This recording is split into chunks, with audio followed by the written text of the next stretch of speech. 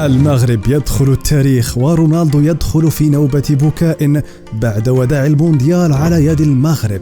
مرحبا بكم على قناة أنوار بوست. دخل النجم البرتغالي كريستيانو رونالدو في نوبة بكاء بعد وداع بطولة كأس العالم 2022 المقامة في قطر، والتي قد تكون آخر بطولة له في مسيرته، حيث يبلغ من العمر 37 عاما.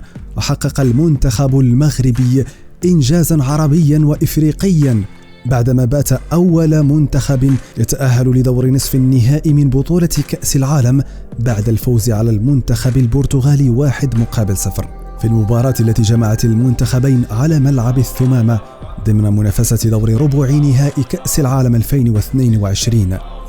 وعقب انتهاء المباراة انهار رونالدو بشكل كبير ودخل في نوبة بكاء، حيث كان يأمل تحقيق لقب كأس العالم قبل نهاية مسيرته الحافلة بالإنجازات. ووصل منتخب المغرب أسود الأطلس كتابة التاريخ بعد التأهل لدور نصف النهائي في إنجاز غير مسبوق للكرة العربية والإفريقية على مر التاريخ. أنت عزيزي المشاهد، هل تظن أن المغرب قادر أن يفوز بكأس العالم؟ شاركونا بآرائكم في خانة التعليقات.